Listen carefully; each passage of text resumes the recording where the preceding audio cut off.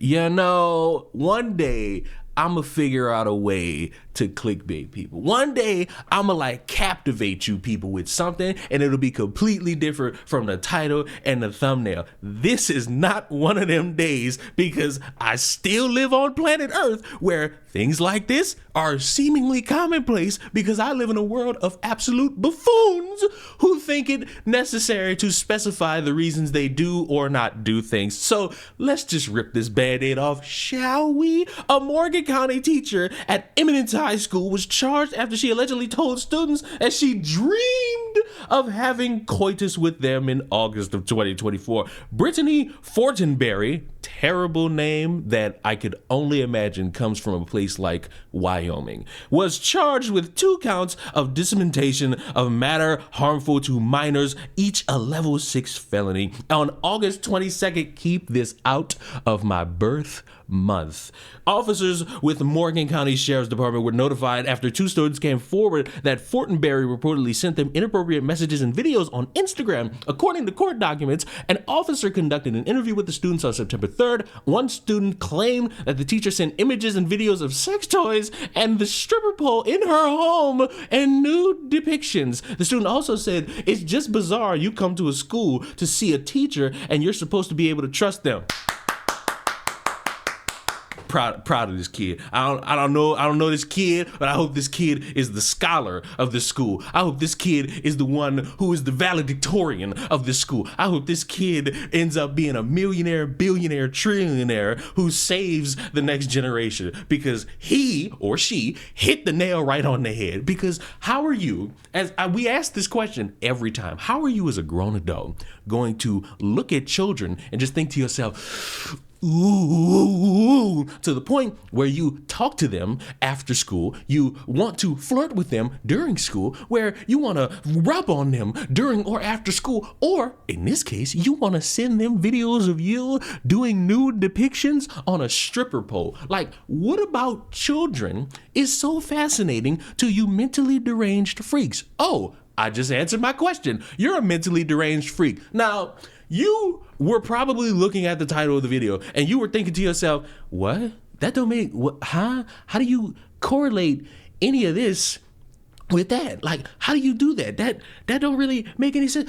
And I agree. So let's just rip the Band-Aid off, shall we? The officer spoke with Fortenberry, and she reportedly said that she regrets the day that she lost weight, because if she was still 150 pounds heavier, she would have had to run into these problems. I don't know if the body positivity movement was trying to strike gold with situations like this when they started talking about how, oh, my weight affects all of my mental abilities. My weight affects how I go about my life. My weight affects how I go about my day. My weight affects how I see the world. I'm almost positive, body positive in that instance, that when people were speaking about how their weight deteriorates their mind, they were not thinking about this. And this reason alone should be why we just starve this woman to absolute filth and never allow her to have the idea of being around people ever again. Because you mean to tell me that you wouldn't have been lusting after children, sending them lewds and nudes of your really musty stained sex toys, because you strike me as an individual who does not clean your toys after you use them for the 5th consecutive time in the day, and you want me to believe that you wouldn't have done all of these things if you were fatter. And that's supposed to make sense to everybody in the room. This is a Boondock skit. This is a South Park skit. This is a Family Guy cutaway. This is not supposed to be real life. But the problem is, it is real life. For some reason, there's always another weird version of the same story, which is teacher lusting and acting upon that lust over children. There's no way to help anybody who thinks like this. And every time this comes up, I have to point out that there are people who want to study this and understand it and try to make people feel safe for thinking these things. Children can't be willing things in general.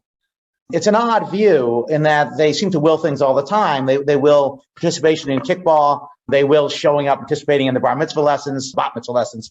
So there's all sorts of things that they will, you might think, well, maybe there's something distinct about sex that they can't really understand it. It's not clear to me that what they're not getting at is consent. I suspect what they want to say is, okay, they're willing participants, they're voluntary participants. They have some understanding what's going on, not understanding we do, but some understanding, but they haven't consented. But perhaps that's so, but that's a different claim from their being unwilling. There's just lots of activities that children engage in that they don't understand all that well. For example, when you first show up to participate in a judo tournament or you prepare for your bat mitzvah, I mean, you have a rough idea, but it's not clear how much you fully understand it. Imagine that an adult male wants to have a 12-year-old girl. Imagine that she's a willing participant. A very standard, very widely held view that there's something deeply wrong about this, and it's wrong independent of it being criminalized. It's not obvious to me that is in fact wrong. I think this is a mistake, and I think that exploring why it's a mistake will tell us not only things about adult-child, but also about fundamental principles of morality. If we're in the area of legislation rather than morality, here's a rule of thumb. If you don't know whether something has expected good or expected bad consequences, the thumb on the scale should go to liberty. So if we don't know whether willing with 15-year-olds is going to have net good or bad consequences, it's not like we say, oh, well, go ahead and ban it. The idea is that people trying to criminalize something bear the burden.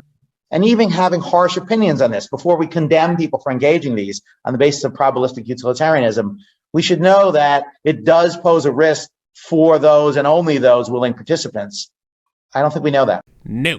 Lock yourself up. Better than that, lock yourself up and then make everybody in the jail pay for your therapy, and you don't get to come out of jail until you no longer think like that. You know what? Let's just go to drastic route, because nothing else seems to be working. Because the more we try to study these people or try to make something that is egregiously unseenable, unthinkable, necessary, or at least commonplace, the more this gets weirder and fucking weirder and fucking weirder and fucking weirder. So, madam, who thinks that, your fatness is the reason you will never look at kids that way again, fuck you and fuck everything you hold dear. And, I hope you suffer until your dying days. Why? Because you're either skinny or fat. I can't tell, but you deserve punishment. Because why? You lusted after children thinking that, if I saved because I'm skinnier. That makes the most sense. That is how we navigate these conversations. I'm confused, I'm befuddled, and I hope you were confused and befuddled too. And if you were, and if you like that sensation for about, 5 to 10 minutes, subscribe to the channel, because this happens a little bit more than you would like to think. And wherever it happens, I'll be there to further lose faith in humanity. Subscribe to the channel. I will see you all in the next one. Mwah! I'm going to take a bath.